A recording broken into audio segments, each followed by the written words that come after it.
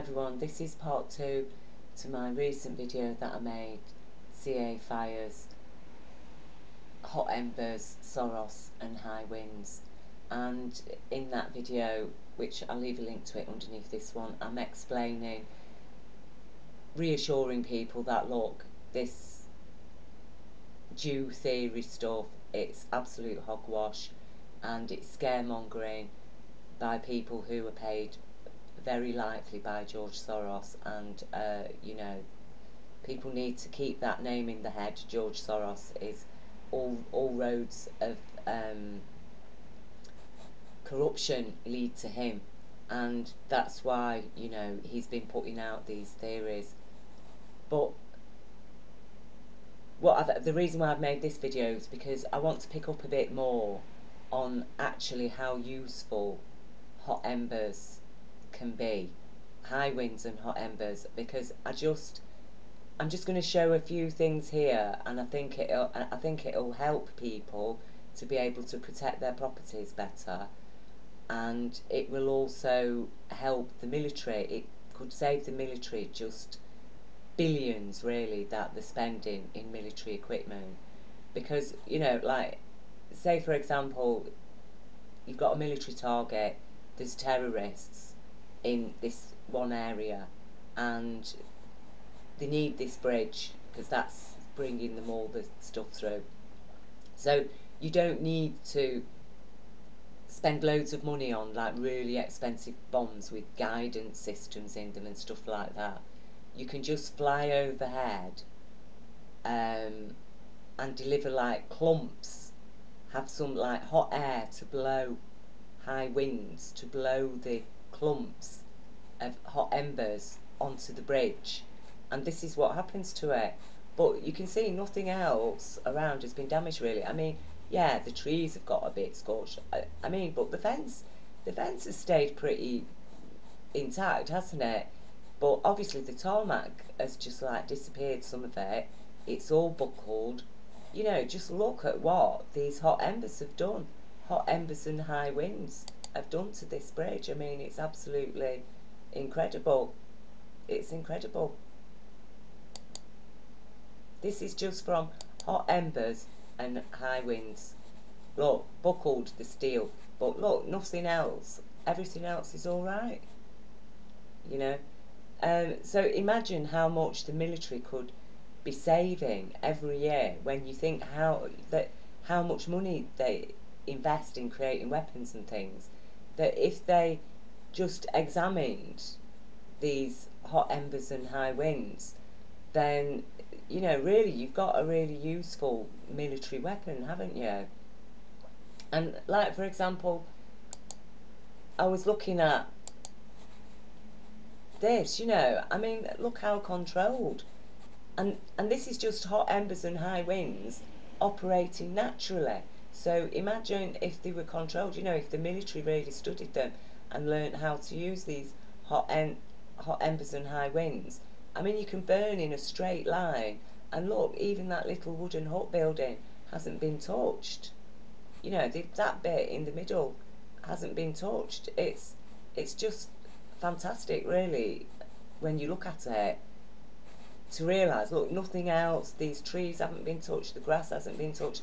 Obviously, when you look at this, you realise, because there's no fires around here, that what's happened here is that some very high winds have carried a clump of hot embers and dumped them on this field. That's all. So you just need clumps of hot embers and dump them wherever, and they'll burn in straight lines. And that is what is so amazing about this. Now, if we get to this point again, just look. I mean, a bombing mission would not be that neat and tidy, would it? It'd be messy. There'd be lots of like bricks and cookers and fridges and things like that all over the place. Certain buildings that you didn't want destroyed, like little structures like this, they would have just been totally gone, wouldn't they? But with hot embers blowing across, a clump of hot embers blown across on high winds, obviously look what it does. There's not a cooker in sight, It looks like a bit of a washing machine there, but the cars have been incinerated. I mean, everything. But, I mean, the trees, all right, they're a bit charred and everything, but really, they're still standing, a lot of them, aren't they? And you can see, like, that road's really clear because that's the beauty of high winds, you see. Like, you've obviously got to make sure that you don't have low winds because otherwise, then all the roads would be full of debris. But it's, a very neat, tidy fire, and this is how it is, just happening naturally on a natural scale. So, like for example, if you look at this, so there's a map. So imagine like you've got enemy territories like these areas are full of terrorists, okay, and but like all the good people are just living in the forest because they're scared of the terrorists. So you don't want to hurt the good people, you just want to get the terrorists that are living in these areas. Okay.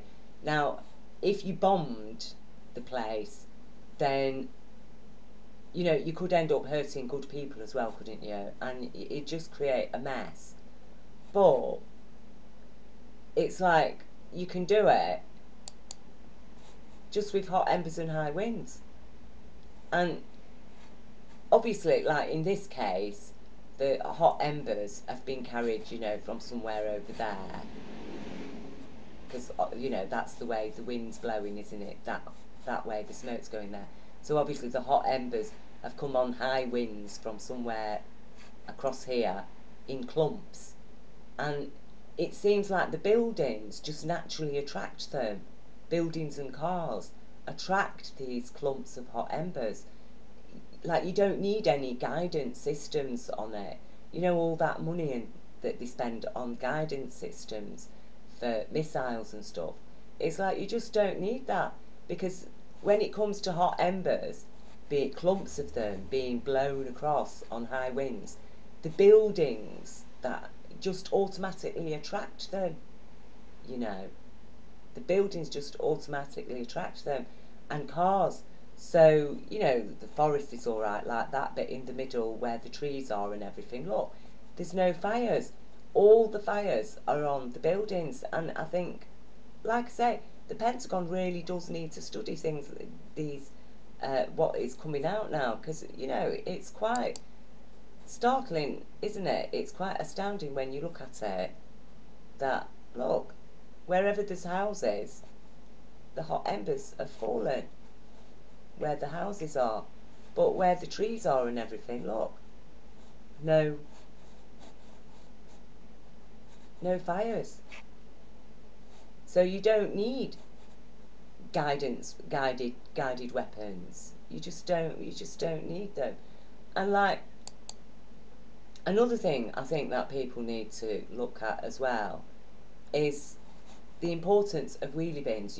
People who are living the areas that might be under threat from a forest fire, and hot embers and blowing clumps of hot embers on high winds into their place, that maybe they should think about just surrounding the house with wheelie bins or covering the house in wheelie bin type sort of material, because look, this bin has completely melted, but the box isn't burnt, and even it looks like there's bits of polystyrene in the box, that's not burnt.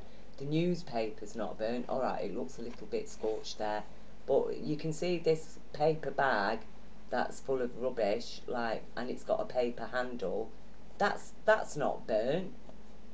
This very thin paper, the cardboard box there, none of it is burnt, okay?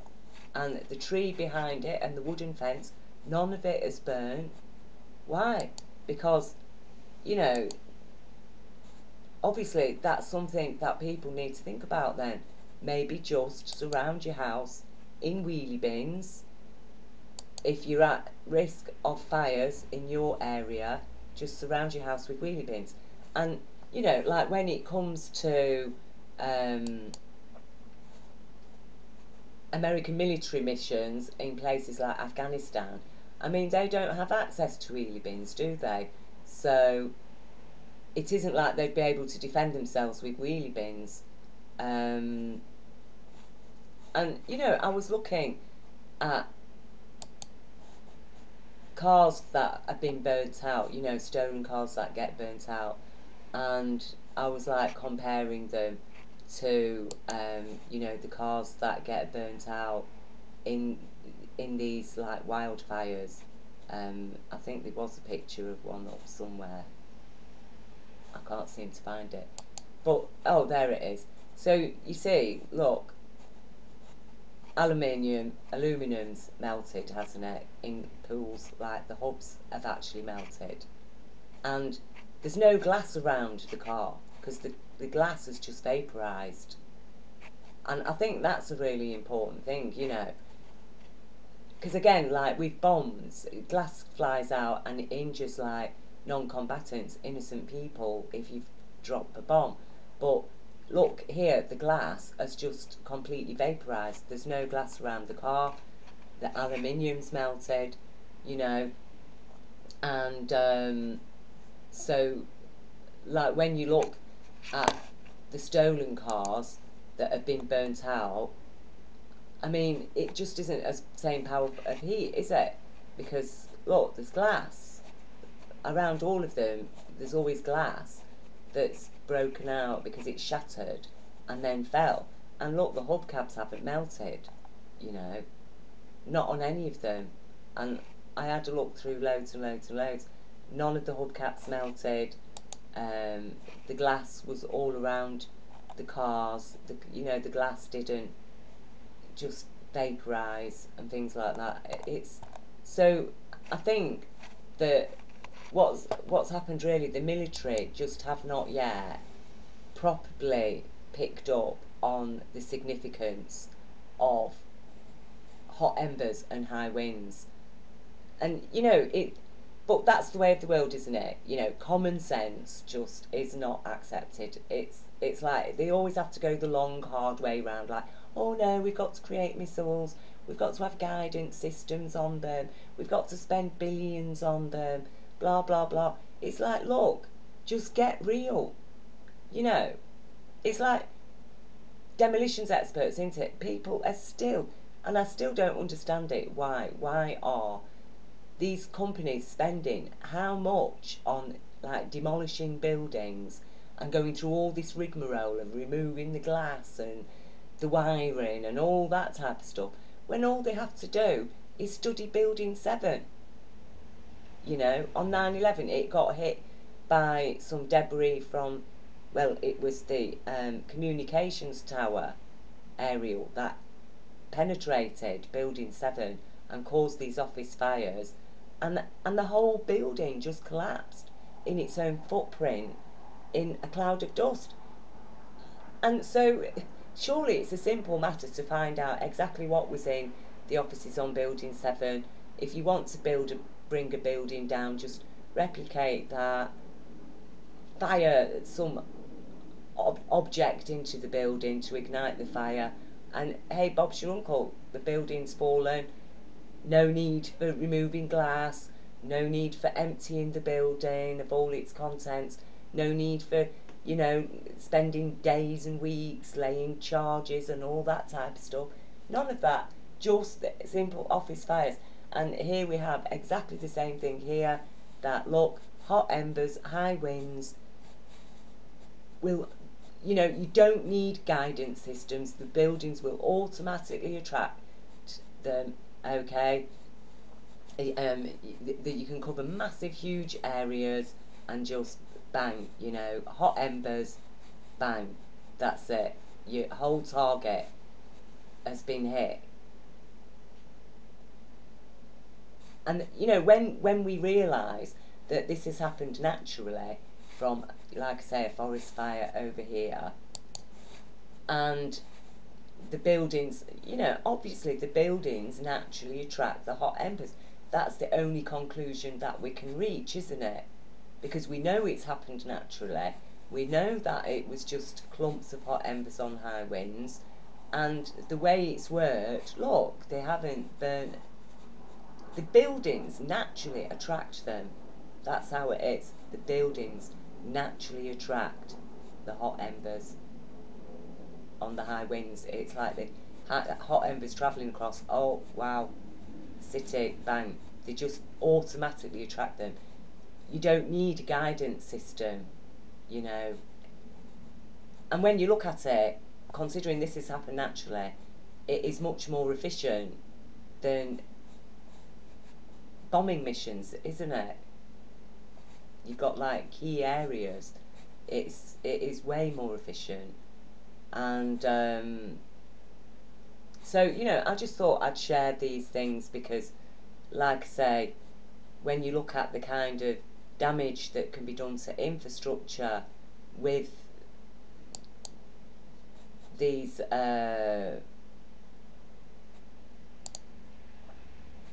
well, just with the hot air and high winds, you know, when you look at the type of damage that can be done, it is absolutely incredible. I mean, that, just look at it. It's the whole thing's been incinerated, but it's stayed in quite neatly in its place. The rest of the trees, yeah, some of them might be look a bit scorched though. Yeah, no, they're all right, aren't they? Green bushes there, fence, conifer tree, pine tree, absolutely fine, not even slightly touched. But look, you know, I mean, if that had been bombed by guided missiles, the whole place would have been just a mess. The trees would have been, some of these trees would have been broken, there'd have been stuff blown all over the place. He wouldn't have been able to park his car there, would he? You know, while he inspects the damage. It's like this whole thing would have just been an absolute mess. And like I say, when you think that this has happened naturally, this is what nature does naturally. Nature, just the hot embers and the buildings attracting those hot embers, obviously like magnets, because it is the buildings that get hit, isn't it? You know, it's like when you look at that, there's absolutely no denying it, is it? The areas, the green areas where there's trees and stuff, they they haven't attracted the hot embers. Just the houses have attracted the hot embers. So I think that this is a new discovery. It's like discovering part of a new laws of physics, isn't it?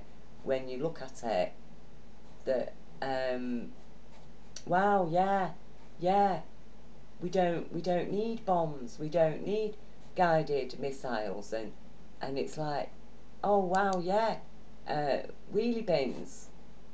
If you're gonna have like a fire, just surround your house in like wheelie bins, and or cover your house in wheelie bin like material, and then once inside, even if it gets a bit hot, you can just get in a cardboard box and you'll be absolutely fine, you know, or cover yourself in newspaper because those things aren't going to be aren't going to burn if you've got like a wheelie bin.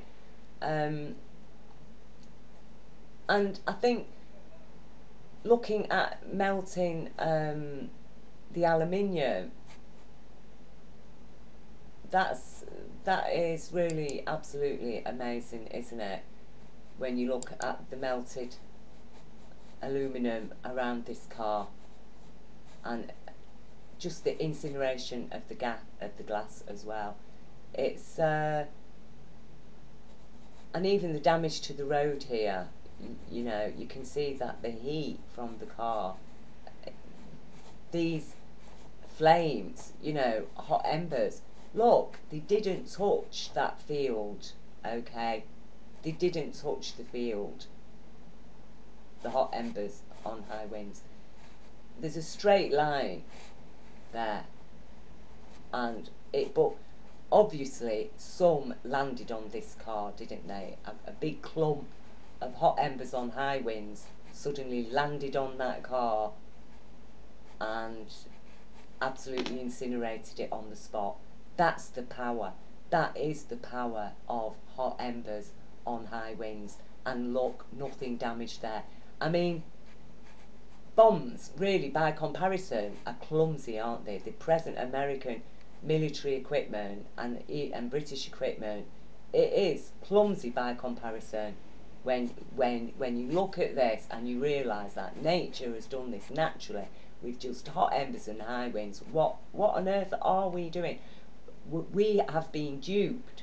We've been duped into spending money, billions and billions, on these weapons when actually all we needed was hot embers being dropped out of a plane. Automatically the car's going to attract it. Automatically the buildings are going to attract it, because that is obviously what happens.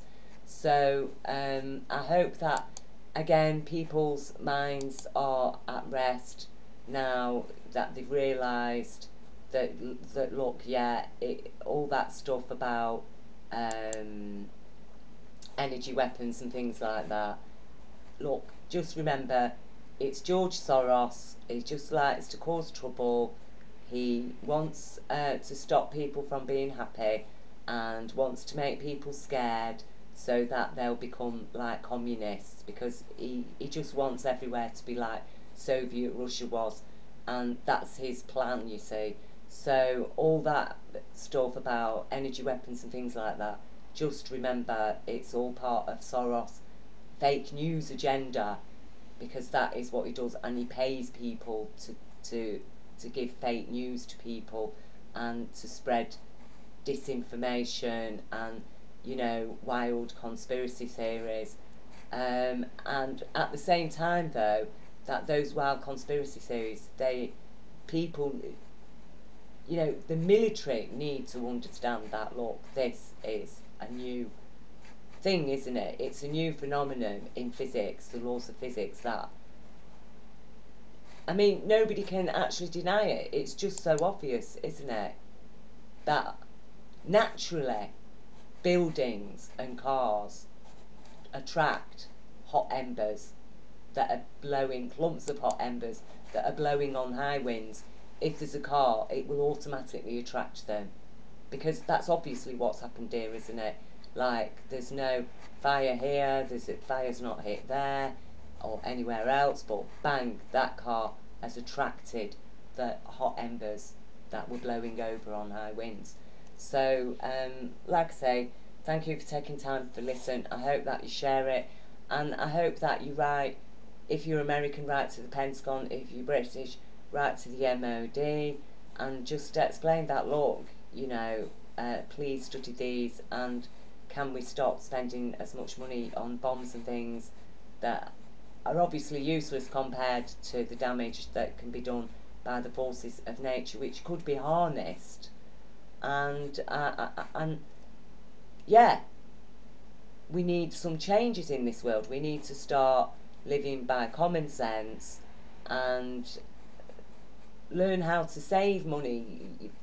The amount of money that's being spent on the military that could be spent on improving our societies and things like this. Let's forget the bombs, the missiles, guidance systems, everything. Just invest now in studying the impact of hot embers being carried in clumps on high winds. So there you go. And as I say, anybody coming out with these directed energy beam weapon stuff, just remember it's Soros. They're being paid by Soros.